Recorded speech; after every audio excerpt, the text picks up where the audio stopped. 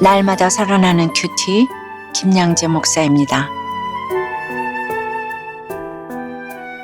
오늘 큐티인 말씀은 마가복음 4장 1절에서 12절까지예요. 하나님 아버지, 주께서 말씀하신 비유를 듣고 깨달아 열매 맺길 원합니다. 말씀해 주시옵소서. 듣겠습니다. 비유의 말씀은 첫째, 내 눈높이에 맞는 복음입니다. 1절에 예수께서 다시 바닷가에서 가르치시니 큰 무리가 모여들거늘 이라고 해요. 무리가 너무 많아 예수님은 바다에 떠 있는 배에 올라앉으시고 무리는 육지에 있습니다. 당시에는 마이크나 확성기 같은 게 없었지만 바다의 풍향과 지형을 이용해 배 위에서 말씀을 전하시면 많은 사람에게 그 목소리가 고스란히 전달될 수 있었지요. 기차 기적 소리보다 더 큰 울림으로 천국 복음을 선포하셨을 거예요. 온유하신 예수님이지만 영혼을 살리는 복음을 전하실 때는 이토록 강하고 분명한 목소리를 내십니다. 그런데 주님은 왜 멀쩡한 회당을 두고 굳이 바닷가에서 가르치셨을까요? 회당이 수용할 수 없을 만큼 너무나 많은 무리가 모여든 까닭도 있겠지만 무엇보다 갈릴리 사람들이 대부분 어업에 종사했기에 그들의 삶의 현장인 바닷가까지 찾아가셔서 복음을 전하신 게 아닐까 해요. 2절에 보니 예수님이 여러 가지를 비유로 가르치셨다고 해요. 예수님의 비유란 우리가 일상에서 만나는 자연과 생활 속의 소재들로 하나님 나라를 설명하신 것입니다. 이것이 바로 큐티식 적용입니다. 씨 뿌리는 자의 비유로 말씀을 가르치신 것도 그래요. 유대인 랍비들이 율법을 그저 지식으로만 가르친 것에 반해 주님은 하나님 나라의 비밀을 비유로 가르치셨어요. 이른바 눈높이 복음이에요. 그리고 오늘 이 씨 뿌리는 자의 비유의 핵심은 같은 사람이 씨를 뿌려도 밭의 상태에 따라 그 결실이 달라진다는 것입니다. 우리가 이렇게 큐티를 해도 그렇습니다. 날마다 같은 말씀을 들어도 말씀을 받는 내 영적 상태에 따라 결실이 달라지는 거예요. 적용 질문 드립니다. 나는 어떤 마음으로 말씀을 듣고 있습니까? 날마다 일어나는 사건을 비유의 말씀으로 잘 해석하고 있나요? 비유의 말씀은 둘째, 좋은 땅에 떨어져 결실을 맺습니다. 3절에서 예수님은 들으라고 외치면서 씨 뿌리는 자의 비유를 말씀하십니다. 흙을 먼저 갈아엎고 씨를 뿌리는 것이 아니라 밭 전체에 씨를 뿌린 후에 흙을 일굽니다. 그러다 보니 길가에도 돌밭에도 가시떨기에도 씨가 떨어집니다. 4절에 뿌릴새 더러는 길가에 떨어짐에 새들이 와서 먹어버렸고 라고 해요. 우리가 교회를 다녀도 그렇지요. 마음이 늘 길가에 있으면 믿음의 싹은커녕 잔뿌리도 내리기 힘듭니다. 사탄의 유혹에 즉시 넘어갑니다.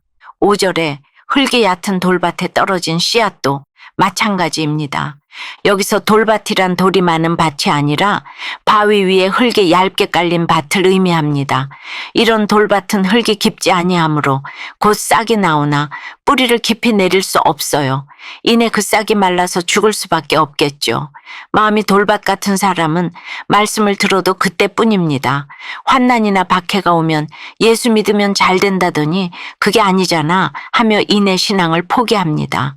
7절에 나오는 가시떨기에 떨어진 씨앗은 가시가 자라 기운을 막음으로 결실하지 못하였고 라고 하십니다. 교회를 다녀도 세상의 염려와 재물의 유혹과 온갖 욕심에 사로잡힌 사람이 곧 가시떨기에 떨어진 씨앗 같은 사람입니다.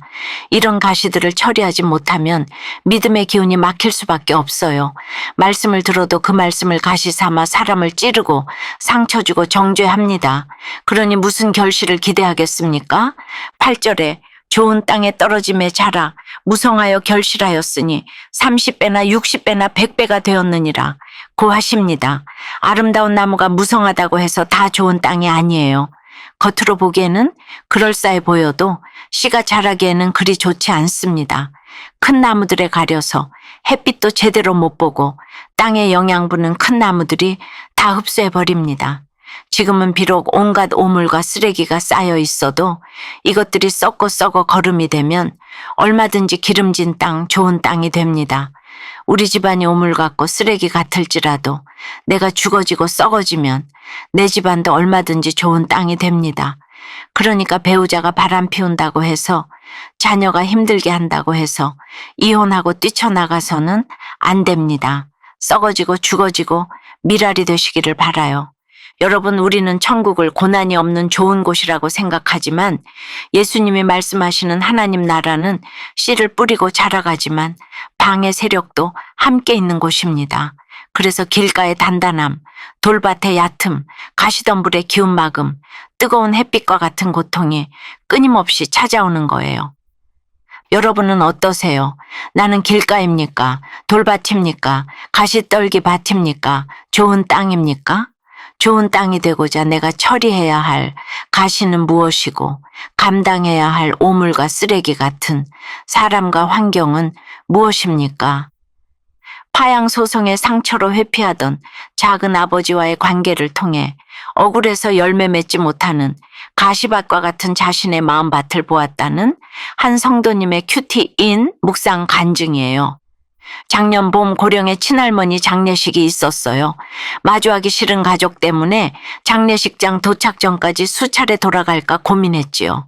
어린 시절 할아버지의 권유로 작은아버지 집에 법정 양자가 되었는데 제가 성인이 되었을 때 갑자기 파양소송장을 받았어요. 돈 때문에 양자가 되었고 이 관계를 계획적으로 이용하며 파렴치한 행동을 했다는 내용이었어요. 저는 화가 났지만 당시 여자친구였던 아내의 권유로 사실을 솔직히 적어 판사에게 보냈고 소송은 무효 처리되었어요. 이후 작은아버지 댁과 연락을 끊었습니다. 18년 만에 장례식에서 작은아버지를 뵈었어요. 작은아버지는 화장터에서 그때는 젊은 나이에 주위 사람들 말에 홀려서 그랬다. 상처 줘서 미안하다고 하셨지요. 종종 작은아버지가 저 때문에 교회에 나가고 싶어 하시고 저를 만나길 원하신다는 말은 들었지만 7절 말씀처럼 제 마음밭에 억울함과 생색의 가시가 자라 그동안 구원의 열매를 맺지 못한 거예요. 구속사 말씀을 듣기는 들어도 깨닫지 못하고 피해자 입장에서 회피만 했어요. 그러나 말씀을 묵상하며 제가 구원보다 내 의와 자존심을 더 중요하게 여기는 죄인임을 보게 돼요. 이제라도 돌이켜 죄사함을 얻고 믿지 않는 가족에게 관심 가지며 구원의 일에 힘쓰길 원해요. 저의 적용은 이번 주에 작은아버지께 문안 인사를 드리며 교회에 같이 가자고 말씀드리겠습니다. 믿지 않는 가족을 애통히 여기는 마음을 주시길 매주 예배 시간마다 기도하겠습니다. 입니다. 주님은 9절에서 또 이르시되 들을 귀 있는 자는 들으라고 하세요. 제가 말씀을 전해보니 이런 주님의 마음이 100번 이해가 되었습니다. 우리 주변에도 말씀을 제대로 알아듣지 못하는 사람들이 있지요. 저도 그래서 그런 분들을 만나면 애통함으로 말씀이 들리세요? 라고 묻습니다. 그런데 대부분 뭐라고 대답하시는 줄 아세요? 네, 귀가 있으니 잘 들리죠? 합니다. 그런데 교회를 10년, 20년 다녀도 삶의 변화가 없는 경우가 많아요. 자기 죄도 못 봅니다. 자기 생각을 내려놓지 않고 말씀을 자기 식대로 해석합니다. 오늘 10절에서 예수님께 그 비유들에 대해 물어본 12 제자와 사람들처럼 묻지도 않아요. 주님이 너희가 이 비유를 알지 못할진데 어떻게 모든 비유를 알겠느냐 하셔도 무식하단 소리 듣는 게 싫어서 아는 척합니다. 사랑하는 여러분, 하나님 나라는 말씀이 나에게 들려질 때 시작됩니다. 말씀을 들을 때마다 내 마음밭이 길가인지 돌밭인지 가시떨기인지 좋은 땅인지 정직하게 직면하시길 바라요. 그래서 30배, 60배, 100배의 결실을 얻게 되시길 주님의 이름으로 축원합니다.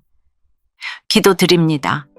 주님, 오늘도 씨 뿌리는 자의 비유를 통해 하나님 나라의 비밀을 가르쳐 주시니 감사합니다. 이제는 좋은 땅이 되어서 결실하는 땅이 되면 좋겠습니다.